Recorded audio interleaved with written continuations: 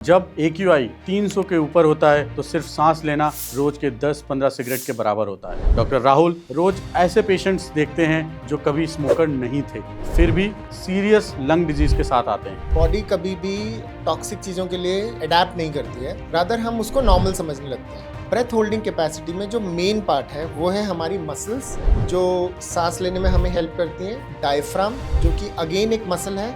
सो breath holding में lung का कोई रोल नहीं है। ब्रेथ होल्डिंग हमारी मसल्स की वजह से होती है कि हमारी मसल्स कितनी स्ट्रांग है जिससे हम ब्रेथ होल्ड करते हैं। PM 2.5 is a particular matter, मतलब जो हवा में डस्ट के पार्टिकल हैं उनके साइज हैं। सो अगर साइज 5 से 2.5 के बीच में या उससे छोटा होता है तो इजीली हमारे लंग की स्मॉल यूनिट जहाँ से गैस एक्सचेंज होता है, जिसको एल्विलाई बोलते हैं, वहाँ तक पहुँच जाता है। और ना सिर्फ वहाँ तक पहुँचता है, वो वहाँ से हमारे ब्लड में भी पहुँच जाता है। सर, अब हम बात करते हैं elephant in the room which is snoring.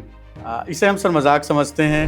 हमारे घर में अगर किसी को होती है तो वो शायद हम उसका मजाक उड़ाते हैं, बट ये कितना सीरियस है और कब ये लाइफ थ्रेटनिंग बन जाता है? सर, टोक्यो में 37 मिलियन पीपल हैं, दिल्ली में 35 मिलियन पीपल हैं, मतलब वहाँ पे ज़्यादा लोग हैं, ज़्यादा साधन है, ज़्यादा उद्योग हैं और ज़्यादा गाड़ियाँ भी हैं। फिर भी सर वहाँ का जो AQI है वो 5 से 10 के बीच में है। हम अगर सर्दियों की बात करते हैं तो 400 के ऊपर हमारा AQI सर चला जाता है।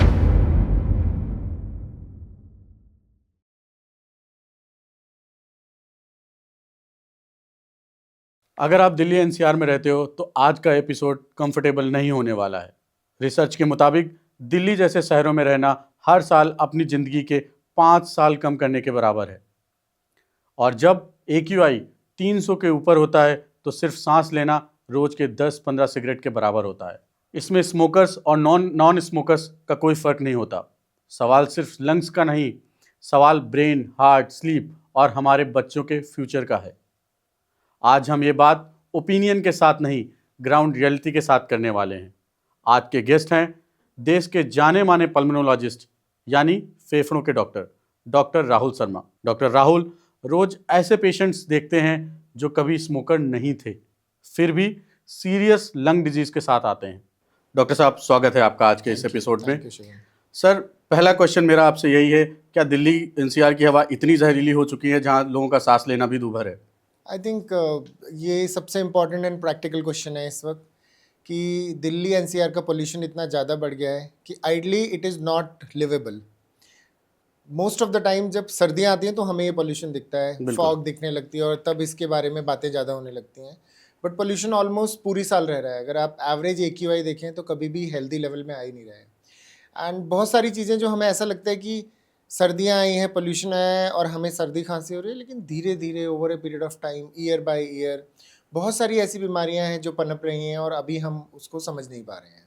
सर, क्या हमारी बॉडी अब इस चीज़ को अडॉप्ट कर लेती है, क्योंकि लोगों को अभी सिम्टम्स नहीं हो रहे हैं और suddenly they are landing up in hospital की, तो क्या ऐसा क्या है कि वो उनको पता नहीं चल पा रहा? ऐसा नहीं है कि बॉडी हमें वार्निंग सिग्नल नहीं देती है। बॉडी कभी भी टॉक्सिक चीज़ों के लिए अडेप्ट नहीं करती है, रादर हम उसको नॉर्मल समझने लगते हैं। जैसे जब भी पोल्यूशन बढ़ रहा है या किसी को भी हल्की फुल्की खांसी हो रही है तो वो सोच रहे हैं कि ये तो पोल्यूशन की वजह से है। जैसे स्मोकर की बात करते हैं, जब स्मोकिंग चालू करते हैं तो इनिशियली हल्की फुल्की खांसी होने लगती है और हम सब ये मानते हैं कि वो खांसी स्मोकिंग की वजह से, ना कि हमारी बॉडी की कोई हार्म कर रही है। लेकिन these are the early warning symptoms, जिससे हमें ये समझना है कि हाँ, कहीं ना कहीं कुछ हार्म चल रहा है। अल्टीमेटली कोविड के बाद बहुत सारे लोग इस बात से एजुकेटेड हो गए हैं कि यार ऑक्सीजन फॉल होगा तभी लंग में कोई प्रॉब्लम है। बिल्कुल, मैक्सिमम लोगों के पास पल्स ऑक्सीमीटर है, वो अपना ऑक्सीजन देखते हैं, जो नॉर्मल चल रहा है उन्हें लगता है कि हर चीज़ ठीक चल रही है, बट ऐसा नहीं है। नेचर ने हमारे लंग में बहुत सारे रिजर्व्स दिए हुए हैं। अगर हम बात करें कि अगर हमारा एक लंग निकल भी जाए तो भी हमारी ऑक्सीजन फॉल नहीं करेगी। जो रिजर्व कैपेसिटी है, सबसे पहले उस पर अटैक होता है और वो कम होने लगती है, जिसमें सिम्टम्स बहुत कम या मिनिमल होते हैं, लेकिन धीरे धीरे लंग की कैपेसिटी कम होने लगती है। एक बार वो कैपेसिटी 50%, 60% के करीब आती है तो हमें सिम्टम्स चालू होते हैं, जिसको हम ये तो कह के इग्नोर कर देते हैं आजकल कि यार स्मोकिंग है, एलर्जीज़ हैं, डस्ट है, पोल्यूशन है। और जब वो हॉस्पिटल में अचानक लैंड अप होते हैं तो उन्हें लगता है कि यार कल तक तो हमें कुछ था ही नहीं, आज सडनली क्या हो गया। सो सडनली कुछ नहीं हो रहा है। सडनली मैक्सिमम लोगों में सडनली निमोनियाज हो सकते हैं, न्यूमोथोरेसिस हो सकते हैं, but most of the time ये चीज़ें क्रॉनिक रहती हैं, चलती रहती हैं। कुछ हम इग्नोर करते हैं, कुछ हम अपने डेली लाइफ से कोरिलेट कर लेते हैं कि यार पोल्यूशन इतना है, स्मोकिंग करते हैं, डस्ट है, काम का बोझ इतना ज़्यादा है, हम कभी कभी उसे अवॉइड करने लगते हैं। बट ऐसा कभी नहीं है कि सडनली कुछ आ जाए, हमेशा हमारी बॉडी का प्रोटेक्टिव सिस्टम हमें वार्निंग जरूर तो देता सर वो अर्ली सिम्टम्स क्या हैं जिन्हें हमें इग्नोर नहीं करना चाहिए? है। एब्सोल्युटली, आई थिंक मैं अगर पिछले 2 महीने की बात करूं तो मेरे पास कुछ ऐसे मरीज आए हैं अभी जिनको एक को लंग में पूरी कैविटी बन गई है फंगस की वजह से, लेकिन वो सिर्फ पिछले 2 महीने से अपने सिम्टम्स इसलिए इग्नोर कर रहा था कि सर पोल्यूशन बढ़ गया है, हर हल्की हल्की सर्दी खांसी रह रही है, and that patient was diabetes also. तो डायबिटीज़ में कभी कभी ओवर्ट सिम्टम्स नहीं आते हैं।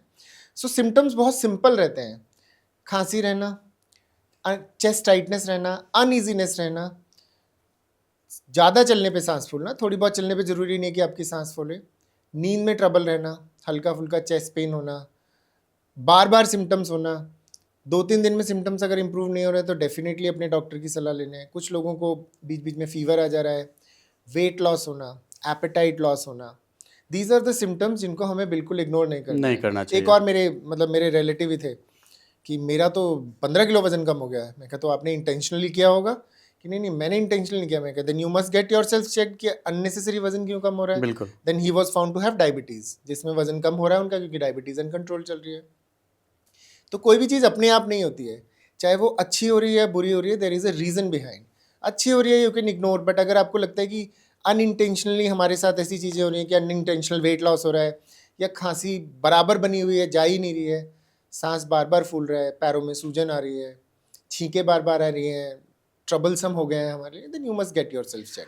तो सर इसी से रिलेटेड है कि हम सब अपना फुल बॉडी टेस्ट करवाते हैं सर, तो क्या लंग्स, क्योंकि lungs is a not part of that checklist जो हम लोगों के Absolutely, पास आती है सर, absolutely. कि आपको body test, full body test करवाते हैं, तो क्या लंग्स के लिए भी ऐसा कोई टेस्ट है जो हमें रेगुलर टाइम पे करवाते रहना चाहिए, specially on in those region जहाँ पे AQI 200 ज़्यादा होता है? सो आई थिंक ये बहुत ही इंपॉर्टेंट सवाल है, और ये आई थिंक सबको ये जानना जरूरी है कि कोई भी ब्लड टेस्ट आपके लंग और हार्ट की कंडीशन आपको नहीं बताता है। लंग और हार्ट की कंडीशन के लिए स्पेशलाइज्ड टेस्ट है। लंग के लिए, हार्ट के लिए अगर आप बात करें तो सिंपल ECG एक बेसिक टेस्ट है, उसके बाद इको है, TMT है, कुछ लोगों में जहाँ हमें लगता है इन सबसे नहीं आराम आ रहा है, एंजियोग्राफीज़ हैं जिसमें बहुत सारी गलत गलत धारणाएं भी हैं। उसी तरह लंग के लिए बहुत सारे लोग बोलते हैं कि मैं प्राणायाम करता हूँ तो मेरे लंग तो ख़राब नहीं हो सकते, बट जैसा कि मैंने बताया कि लंग की कैपेसिटी में रिजर्व्स बहुत ज़्यादा हैं, और उन रिजर्व्स में अगर कमी आ रही है तो आपको पता नहीं चलेगा। सो लंग के लिए पल्मोनरी फंक्शन टेस्ट है जो आपके लंग की कैपेसिटी बताता है। फिनो करके सिंपल 10 सेकंड का टेस्ट है जो ये बताता है कि लंग में एलर्जी है या नहीं है। आजकल ऑसिलोमेट्री करके टेस्ट आ गए हैं जो इवन छोटे बच्चों में जो लंग फंक्शन या PFT नहीं कर पाते हैं, ओल्ड पेशेंट्स जो कोऑर्डिनेट नहीं कर सकते हैं PFT के साथ, इवन वेंटिलेटर पे जो पेशेंट हैं उनके साथ हम ये सारे टेस्ट करके, इवन लंग की जो 2 mm की छोटी छोटी सांस की नलियां हैं अगर उसमें भी सूजन आ रही है या ऑब्स्ट्रक्शन आ रही है तो हम पता कर सकते हैं। और सर क्या ये टेस्ट आम जन की रीच में है? Absolutely, I think these are the tests which is costing less than a coffee in a CC day. So this is very very important कि हम लोग हमेशा अपनी हेल्थ को इग्नोर करते हैं कि आज नहीं कल दिखा लेंगे, आज नहीं कल टेस्ट करा लेंगे। हेल्थ चेकअप सबसे सस्ता ढूंढते हैं, सबसे ज़्यादा पैरामीटर्स ढूंढते हैं उसमें जिनमें बहुत सारे पैरामीटर इरेलेवेंट होते हैं, Irrelevant है, जिनका बिल्कुल। कोई रीज़न नहीं है। We see a number of test, कितने टेस्ट हो रहे हैं और उसके बेसिस पे जस्ट हम बिकॉज एक लैब ने आपको प्रमोशनल दे दिया इसका मतलब नहीं है कि वो टेस्ट आपके लिए वैलिड है। लेकिन हाँ, कुछ इंपॉर्टेंट टेस्ट हैं जो आप अपने प्राइमरी फिजिशियन से या अपने डॉक्टर फ्रेंड से या किसी से भी कंसल्ट करके डिसाइड कर सकते हैं, स्पेशली जहाँ पर रिस्क फैक्टर ज़्यादा है, जैसे कि पोल्यूशन चल रहा है आजकल, या जिनको भी लगता है कि उनको लंग के सिम्टम्स हैं, या फैमिली हिस्ट्री एस्थमा की है, एलर्जीज़ की है। इन लोगों में ये बहुत ज़्यादा ज़रूरी है कि ये रूटीनली एवरी ईयर अपने लंग टेस्ट कराएं। जैसे पहले एक बार, या अभी भी बहुत जगह ऐसा है कि स्मोकर्स में लंग कैंसर स्क्रीनिंग प्रोग्राम चालू है, जो बहुत सारे लोग नहीं जानते इंडिया में। US में it is very very common कि अगर आप स्मोक करते हैं तो साल में एक बार आपको लो डोज CT स्कैन कराना है, ताकि आपका कैंसर अर्लीस्ट पार्ट में पकड़ा जाए। और वो अर्लीस्ट पार्ट में जब पकड़ा जाता है, जिसको बोलते हैं स्टेज 1 या 2A, उसमें वो कम्प्लीटली क्योरेबल है। But most of the time India में जो कैंसर्स पकड़े जाते हैं वो स्टेज 3 या बियॉन्ड पकड़े जाते हैं, जिनमें हम उन्हें क्योर नहीं कर सकते हैं। So it is the preventive part that needs to be very very strong by public awareness to decide that कौन सा बॉडी का पार्ट अफेक्टेड है। सो खाली ब्लड टेस्ट से हम अपनी पूरी बॉडी को कवर नहीं करते, ऑल्दो मिसडाइग्नोज करके रॉन्गली हम ये बोलते हैं कि ये फुल बॉडी चेकअप हो गया, ऐसा बिल्कुल भी नहीं है। सर आज के टाइम पे नॉन स्मोकर्स को भी लंग कैंसर हो रहा है, उन्हें भी अस्थमा हो रहा है, तो उसके पीछे रीज़न क्या है? बिकॉज जिस समाज से हम आते हैं वहाँ पे अगर हम स्मोकर नहीं है, सो वी कंसीडर कि हमारा लंग तो 100% कैपेसिटी में काम कर रहा है, बट सडन एक एक दिन आता है कि हम हॉस्पिटल में होते हैं एंड हमें पता चलता है कि वी हैव अस्थमा और हमें लंग कैंसर है, तो उसके पीछे क्या रीज़न आ रहे हैं सो सर? ऐसे बहुत सारे कैंसर्स हैं। Cancer is a broad term कि हमने बोला कि लंग कैंसर में डिफरेंट डिफरेंट टाइप है, जो साइंटिफिक टर्म में small cell, non small cell adenocarcinoma है, जिसमें कुछ कैंसर नॉन स्मोकर में ज़्यादा कॉमन है। और अभी पिछले 10 साल में जो स्टडी आई है उसमें ये देखा गया है कि फीमेल्स में, नॉन स्मोकर्स में उन कैंसर की टेंडेंसीज और ज़्यादा बढ़ गई हैं, जिसमें मल्टीपल फैक्टर हैं, जिसमें एक predominant factor world wide highlight किया गया है, वो है पोल्यूशन। दूसरा है exposure to different industries, fumes, radon, all these things are there. Smoker, of course, they are at the highest risk of developing lung cancer. So cancer non-smoker में भी common है, इसलिए हमें ये नहीं समझना है कि अगर हम स्मोकिंग नहीं करते हैं तो हमें कैंसर नहीं हो सकता है। उसके लिए भी एज वाइज डिटेक्शन क्राइटेरिया है, जिसमें आप प्रिवेंटिव हेल्थ चेकअप में डिफरेंट कैंसर स्क्रीनिंग को भी ऐड कर सकते हैं। सर क्या परफ्यूम से भी हमें कोई लंग से रिलेटेड प्रॉब्लम हो सकती आई है? थिंक परफ्यूम से एलर्जीज बहुत कॉमन होती है। जिन लोगों को भी एलर्जीज है उनको डस्ट, परफ्यूम्स, स्ट्रॉन्ग स्मेल से बहुत एलर्जीज होती हैं। तो जहाँ ये सब चीज़ें हैं वहाँ या तो आप इन चीज़ों को अवॉइड करें, या बहुत बार ऐसा होता है कि हम इन्हें अवॉइड नहीं कर सकते, तो आप अपनी एलर्जी का ट्रीटमेंट ले सकते हैं जिससे ये चीज़ें आपको अफेक्ट ना करें। सर अभी बीच में एक काफ़ी कॉमन, अगर आपने भी देखा हो कि वीडियोस आए जहाँ पे you need to hold your breath, और वो बोलते हैं अगर आपने इस 30 सेकंड तक अपनी सांस को रोक लिया तो आपका लंग्स हेल्दी है, and most of the people वो करते हैं एंड दे थिंक कि they have a healthy lung, क्योंकि वो सांस को रोक सकते हैं for the timing of 30 second और 60 सेकेंड, तो वो कितना सही है sir? I think this is also very important and public related question कि हमें जब लगता है कि हमारी ब्रेथ होल्डिंग कैपेसिटी कितनी है, ब्रेथ होल्डिंग कैपेसिटी में जो मेन पार्ट है वो है हमारी मसल्स, जो सांस लेने में हमें हेल्प करती हैं, डायफ्राम, जो कि अगेन एक मसल है।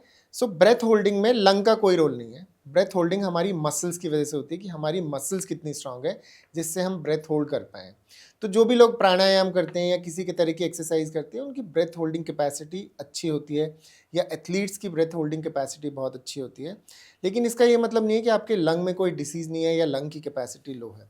सो ब्रेथ होल्डिंग कैपेसिटी बताता है कि आपकी ब्रेथ, लंग के आसपास की मसल्स कितनी स्ट्रांग है, ना कि लंग की कैपेसिटी।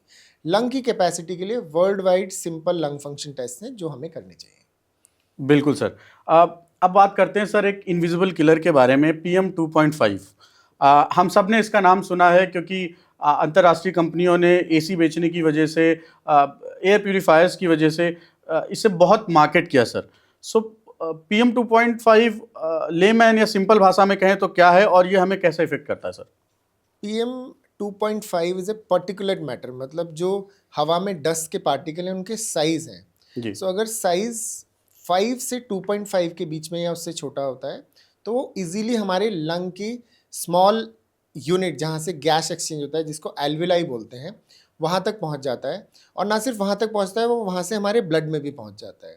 सो PM 2.5 को इसलिए ज़्यादा हैज़ार्डस माना गया है कि हमारे बॉडी डिफेंस सिस्टम को ब्रीच करके लंग के द्वारा ना सिर्फ लंग में इरिटेशन पैदा करता है, बल्कि ब्लड में जाके बाकी ऑर्गन को भी अफेक्ट कर सकता है। मैं कहीं पढ़ रहा था कि ये हार्ट को भी इम्पैक्ट कर सकता है। अगर एक बार कोई भी पोल्यूशन या कोई भी पार्टिकल हमारे ब्लड में पहुंच जाता है तो ब्लड सर्कुलेशन पूरी बॉडी में है।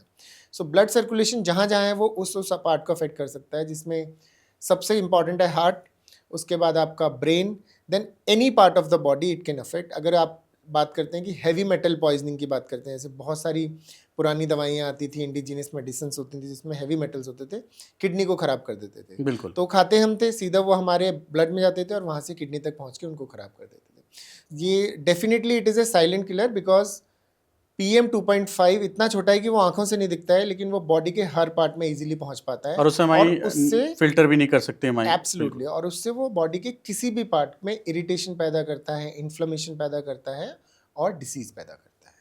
बिल्कुल सर। अब बात करते हैं सर एयर प्यूरीफायर्स की, N95 मास्क की। सर अगर N95 मास्क ये कितने इफेक्टिव हैं सर, पहले हम मास्क की बात कर लेते हैं, उसके बाद फिर हम एयर प्यूरीफायर्स की बात करेंगे सर। तो N95 कितना इफेक्टिव है PM2.5 को रोकने के लिए सर? सबसे पहले हमें ये समझना है कि ये N95 मास्क आए कहाँ से और किस लिए आए। बिल्कुल। N95 मास्क आए थे हॉस्पिटल में डॉक्टरों के लिए, ताकि ना सिर्फ PM2.5 बल्कि जो एयर में पॉल्यूशंस एंड इन्फेक्शन है उसको भी प्रिवेंट किया जाए। लेकिन सिर्फ N95 मास्क लगाने से आप पोल्यूशन से नहीं बच सकते हैं। सबसे पहला कि उसकी टेक्निक ही हमारी सही नहीं होती है, and it is a very tight fitted mask. थोड़ी देर में आपको क्लॉस्ट्रोफोबिया होने लगता है तो आप उसको नीचे कर लेते हैं, सो उसकी इफेक्टिविटी चली जाती है। मास्क इफेक्टिव है, लेकिन क्योंकि हम प्रैक्टिकली 24/7 मास्क को लगा नहीं सकते हैं, इसलिए ये बहुत ज़रूरी है कि मास्क के अलावा बाकी चीज़ों पे भी ध्यान दिया जाए। लेकिन हाँ, जिन लोगों में भी हाई रिस्क लोग हैं, जैसे डायबिटीज़ के पेशेंट हैं, जिनकी इम्यूनिटी कम है, लंग डिसीजेज हैं जिनको, वो लोग डेफिनेटली मास्क लगा के पब्लिक प्लेसेस में जाएं, ताकि उनको क्रॉस कंटामिनेशन और इन्फेक्शन के चांसेस नहीं हो। बट पॉल्यूशन के लिए N95 मास्क लगाना is not a practical solution. That is what I believe, and that is what I advocate also, that it is not a practical solution कि हम हमेशा N95 मास्क लगा के रखें। N95 मास्क जब भी बना था वो infection as well as pollution के प्रिवेंशन के लिए बना था, लेकिन अभी हमें ऐसा लगता है कि जब 24/7 पोल्यूशन है, सो उसकी एफिकेसी कहीं ना कहीं बहुत ज़्यादा सर कॉम्प्रोमाइज हो गई है। जो अभी एक बड़ा कॉमन क्वेश्चन उठ के आया है, लोग वर्कआउट के समय भी मास्क पहन के वर्कआउट कर रहे हैं। वैसे ही आप पॉल्यूटेड जगह पे हैं, और अगर आप मुझे जैसे आपने बोला कि सफोकेशन, तो वो कितना हेल्दी प्रैक्टिस है कि हम मास्क पहन के लोग वर्कआउट कर सकें? I think this is again very, मतलब आई ऑल्सो सी कि बहुत सारे लोग सुबह सुबह फॉग में मास्क लगा के रनिंग के लिए निकल जाते हैं। उसका कोई फ़ायदा नहीं है, क्योंकि ये मास्क उसमें इफेक्टिव ही नहीं है। सो जब भी आप एक्सरसाइज करते हैं तो आपकी सांस लेने की रेट जो है वो बढ़ जाता है, जिसको बोलते हैं मिनट वेंटिलेशन, कि 1 मिनट में आप कितनी बार सांस अंदर और बाहर कर रहे हैं। जैसे ही वो मिनट वेंटिलेशन बढ़ता है, मास्क इनफेक्टिव हो जाता है, क्योंकि आप मास्क के आजू बाजू से भी सांस लेना चालू कर देते हैं। सो मास्क लगाकर एक्सरसाइज का कोई कॉन्सेप्ट कहीं भी नहीं है, क्योंकि उसमें मास्क बिल्कुल ही इनफेक्टिव है। एंड हमें ये फॉल्स फीलिंग होती है कि हम बाहर गए हैं, मास्क लगा के लगाए हैं तो एक्सरसाइज वी कर आर रहे हैं, सेफ। तो वी आर सेफ, और हम एक हेल्दी एक्सरसाइज कर रहे हैं। इसीलिए जब भी आप देखेंगे कि पोल्यूशन लेवल बहुत ज़्यादा है, गवर्नमेंट बॉडीज़, मेडिकल बॉडीज़ ये एडवाइजरी जारी करते हैं कि बाहर एक्सरसाइज ना करें, जितना कोशिश हो घर के अंदर रहें। इवन अगर आपको एक्सरसाइज करनी भी है, घर के अंदर करें। अफोर्डेबिलिटी है, एयर प्योरीफायर लगाएं, because this is an important part. So by saying कि पोल्यूशन के टाइम पे मास्क लगा के एक्सरसाइज ना करें, इसका मतलब ये नहीं कि आपने एक्सरसाइज कर देना छोड़ देना है। This is also very important कि हमें अपना एक्टिव लाइफ स्टाइल मेंटेन करके रखना है, बैलेंस डाइट लेनी है, ताकि पोल्यूशन में भी हमारी बॉडी की इम्यूनिटी इतनी अच्छी रहे कि वो इन्फेक्शंस एंड बाकी चीज़ों को फाइट कर पाए। बिल्कुल सर। सर आपने घर के अंदर की बात करी। जब मैं इस पॉडकास्ट के लिए रिसर्च कर रहा था तो मुझे ये भी पता चला कि कभी कभी इंडोर एयर पोल्यूशन ज़्यादा होता है आउटडोर एयर पोल्यूशन से सर। जिसमें हमारे घर के, क्योंकि हम इंडियन फैमिलीज़ में हैं जहाँ पे तड़का बड़ा लगता है सर, शायद हर घर में चिमनी नहीं होती है। वहाँ पे सर उसको हम उसके बारे में आप क्या बोलते हैं सर? क्या वो भी हमारे लंग्स को इम्पैक्ट करते हैं? सो अगर आप इंडियन पॉपुलेशन का डाटा देखेंगे तो अभी भी मोर देन 50% पॉपुलेशन गाँव में रहती है, जहाँ चूल्हा जलता है। चूल्हे में जो लकड़ी जलती है या उपला जलता है जो हम बोलते हैं, वो उसका जो कंबशन होता है वो कंप्लीट नहीं होता है, इसलिए उसमें पोल्यूशन बहुत ज़्यादा निकलते हैं। सो उससे इंडोर पोल्यूशन पैदा होता है। स्टोव्स बहुत सारे घर में आज भी हैं। जैसा कि आपने बात करी, चिमनी नहीं है, तो जब भी हम तड़का लगाते हैं तो उसकी स्ट्रॉन्ग स्मेल्स जो होती हैं उससे एलर्जीज बढ़ जाती हैं। सो इंडोर पोल्यूशन भी इंडिया में COPD का एक बहुत बड़ा कारण है।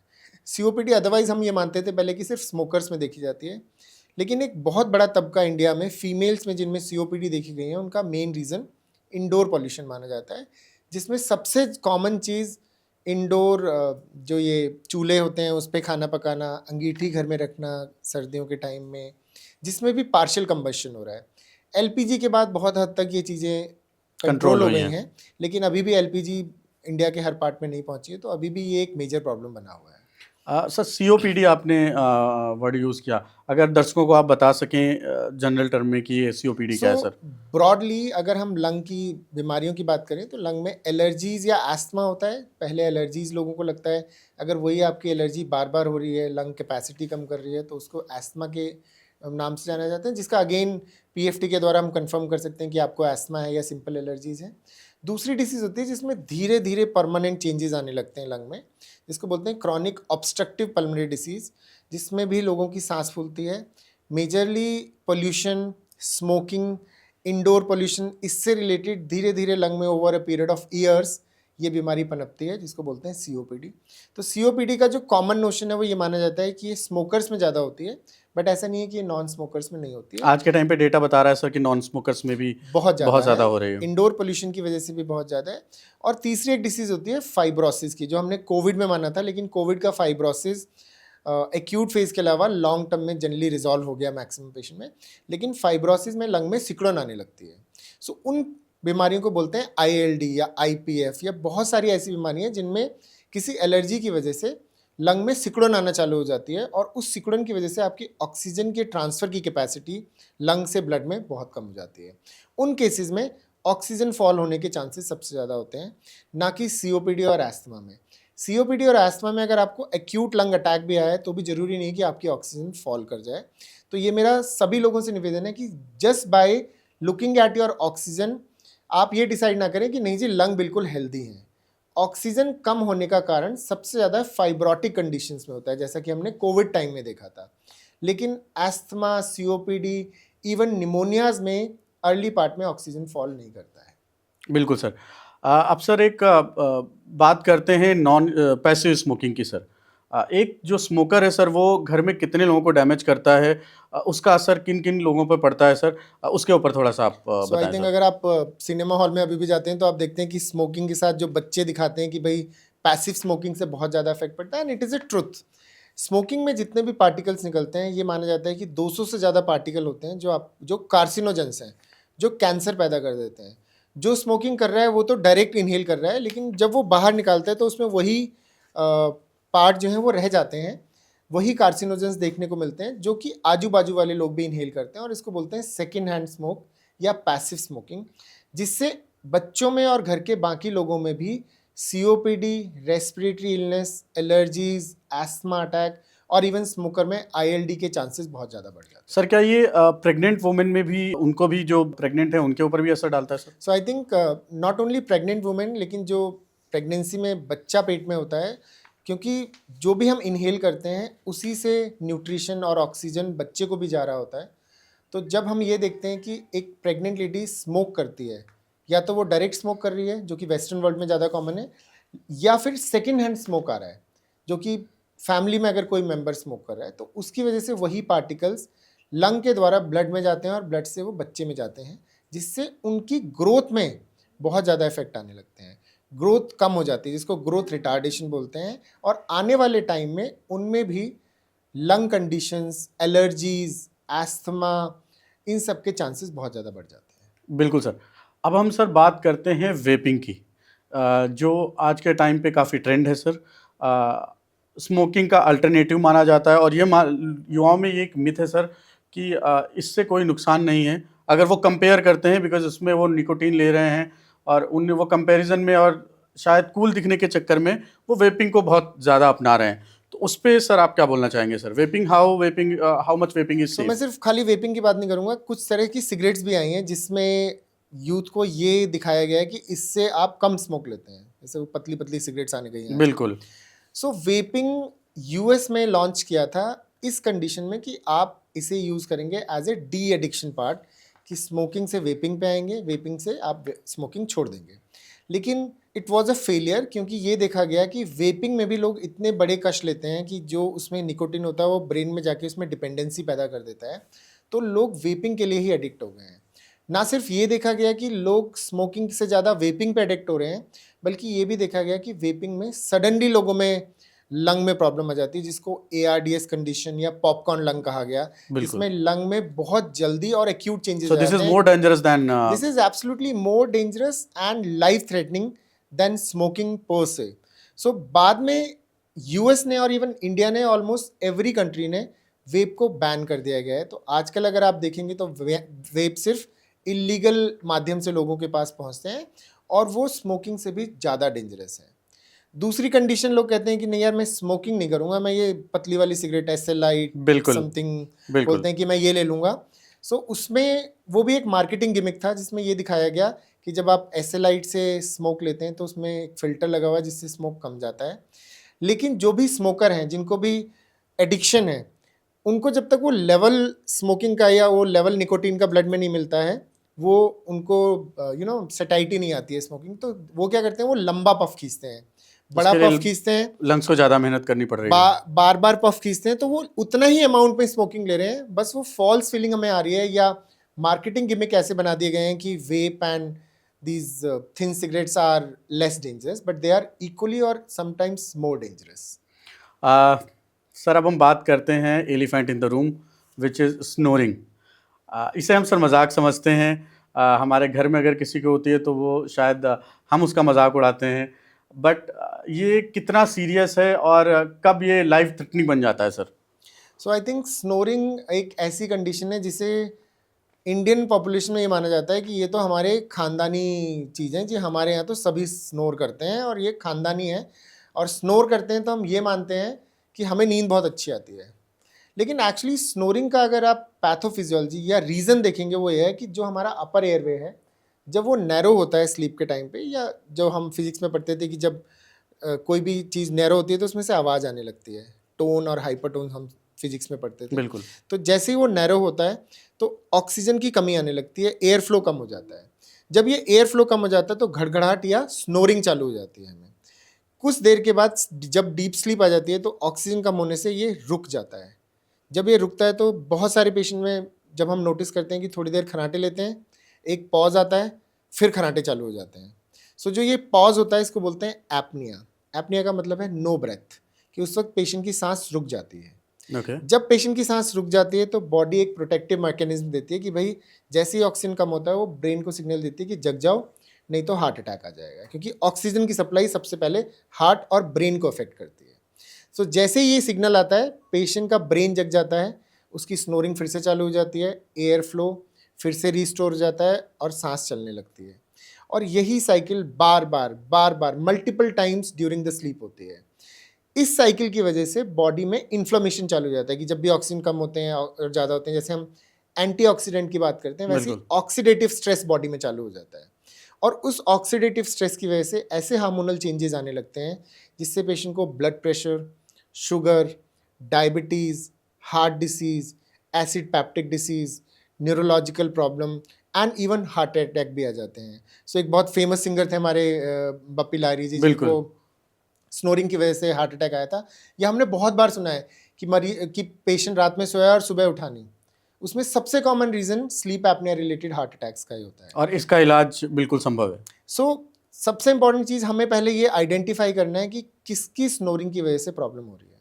सो वैसे तो स्क्रीनिंग टूल भी हैं, लेकिन स्क्रीनिंग टूल 100% नहीं होते हैं, लेकिन सिंपल स्टॉप बैंक के नाम से, STOPBANG के नाम से ऑनलाइन टूल्स अवेलेबल हैं। अगर आप उस पर चेक करते हैं कि आपका स्कोर 3 या उससे ज़्यादा है तो आपको स्लीप एपनिया होने के चांसेस बहुत ज़्यादा हैं। इसके अलावा अगर आपको डायबिटीज़ है तो आपको स्लीप एपनिया होने के चांसेस 8 गुना ज़्यादा है नॉर्मल पर्सन से।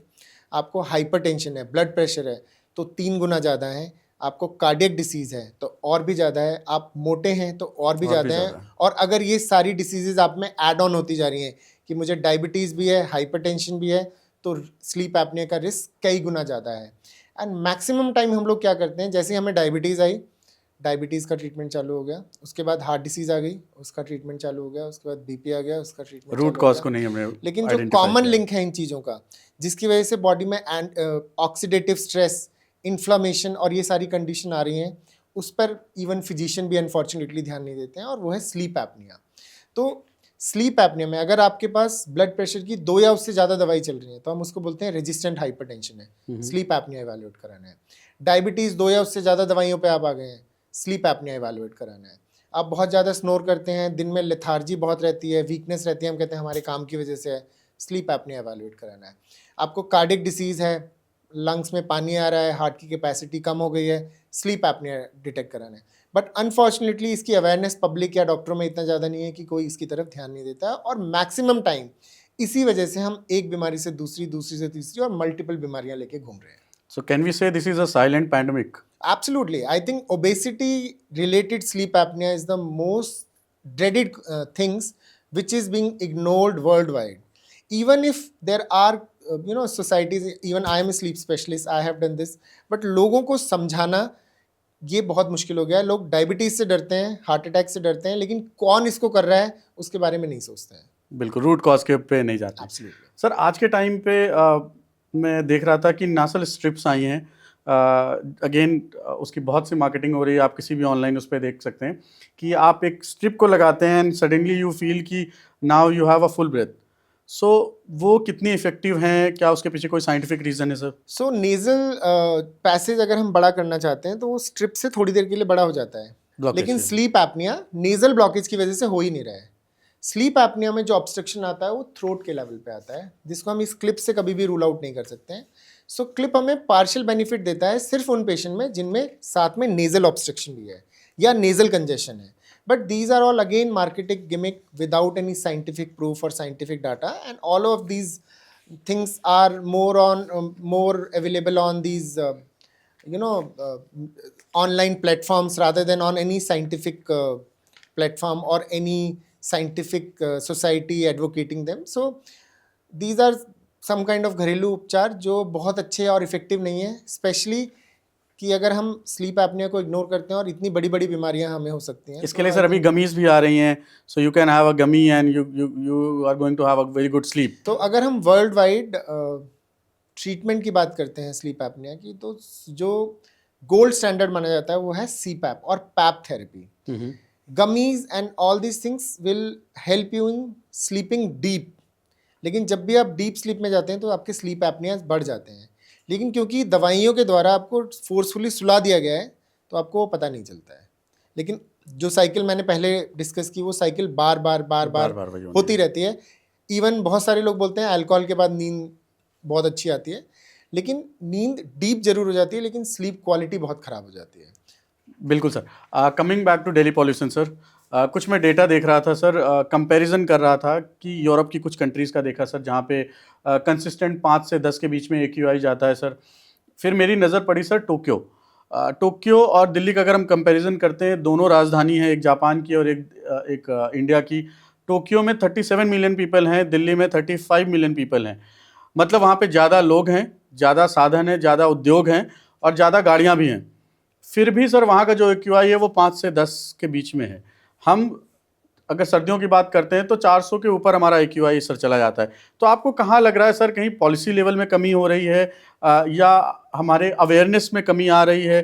क्योंकि कंपैरिजन अगर हम एप्पल टू एप्पल भी कंपैरिजन कर रहे हैं सर, तब भी वो हमसे हर चीज़ में आगे हैं, फिर भी हम पॉल्यूशन पे कंट्रोल नहीं कर पा रहे हैं सर. आई थिंक यही सबसे इम्पोर्टेंट अंडरस्टैंड करने वाली बात है कि पोल्यूशन में नॉर्म्स कितने स्ट्रांग है वो इस बात पे डिपेंड करते हैं. पोल्यूशन को आप कोई भी एक आदमी अकेले नहीं रोक सकता है, लेकिन हम छोटे छोटे स्टेप्स ले सकते हैं. But major steps government regulation से ही होंगे, जिनको स्ट्रांगली फॉलो करना पड़ेगा, स्ट्रिक्टली फॉलो करना पड़ेगा. क्योंकि अगर हम ये पोल्यूशन के लिए हम बना देते हैं कि कोई भी बिल्डिंग जिसमें कंस्ट्रक्शन चल रहा है वो ढक के होगी, लेकिन कुछ पैसे दे के वो खुलेआम चल रहा है, तो PM 2.5 और PM 10 हम कम नहीं कर सकते हैं.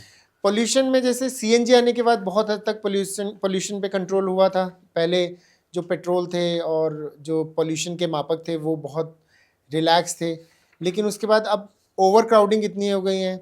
आप देखिए कि अगर मुझे घर से यहाँ आना है तो मुझे आधा घंटा लग रहा है 10 किलोमीटर ट्रैवल करने में, और उसके बीच में हम लोग कभी भी अपना इंजन गाड़ी का बंद नहीं करते हैं.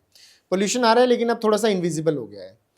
इसके अलावा अगर आप टोक्यो और यहाँ का कंपैरिजन करते हैं तो it is the responsibility of government as well as civilians कि हम लोग गवर्नमेंट रूल बनाएं और उसको हम प्रॉपरली फॉलो करें. जब तक हम रूल फॉलो प्रॉपरली करना चालू नहीं करेंगे, पोल्यूशन में सोल्यूशन नहीं आने वाला है. बिल्कुल सर. हम समापन की ओर हैं सर. सो आपकी तरफ से कोई एक ऐसी एडवाइस जो हमें सबको फॉलो करनी चाहिए, या आप जो रोज़मर्रा में जो पेशेंट्स देख रहे हैं और जिस चीज़ के सबसे ज़्यादा केसेस आपके पास आ रहे हैं, तो आप उनको कुछ ऐसी एडवाइस देना चाहें सर? सो आई थिंक सबसे इंपॉर्टेंट चीज़ ये है कि आपको अपने सिम्टम्स इग्नोर नहीं करने हैं. अगर आपको कोई भी सिम्टम्स आ रहे हैं, अगर हम स्लीप एपनिया की बात करते हैं, simple continuous day time lethargy रह रही है, डेली रह रही है, पुअर कॉन्सेंट्रेशन हो रहा है, इरिटेबिलिटी रहती है, you must ask your sleep specialist to look into it और your physician to look into it. अगर आपको लगता है कि आपको खांसी रह रही है, बलगम बन रहा है, एलर्जीज़ हैं जो रूटीनली या इजीली नहीं जा रही हैं, go and check your lung functions. so that this can be detected early. So pneumonia and flu के लिए वैक्सीनेशंस अवेलेबल हैं इंडिया में, जिसको आप अपने डॉक्टर की सलाह से ले सकते हैं. सो इसको कोई भी हेल्दी इंसान सर ले सकता है या फ्लू किसी का को? वैक्सीन सबके लिए रिकमेंडेड है. निमोनिया का वैक्सीन डिपेंडिंग ऑन कि आपकी क्या एज है और आपके पास क्या क्या डिसीज हैं उस हिसाब से. तो जब आप प्रिवेंटिव चेकअप कराएंगे your pulmonologist will suggest. Absolutely. Okay, thank you so much sir आज इस कन्वर्सेशन के लिए. डॉक्टर साहब, आज की कन्वर्सेशन सिर्फ इन्फॉर्मेशन नहीं थी, ये वार्निंग थी. जो हम सांस ले रहे हैं वो डिसाइड करेगा हम कैसे जिएंगे. अगर आप पॉल्यूटेड सिटी में रहते हो तो ये एपिसोड सिर्फ देखने के लिए नहीं है, शेयर करने के लिए है, क्योंकि एक कन्वर्सेशन किसी की लाइफ बचा सकता है. So please share it. अगर अभी तक आपने हमारे चैनल को सब्सक्राइब नहीं किया है so please subscribe, so that हम इसी तरीके के गेस्ट आपके लिए लाते रहें. Thank you.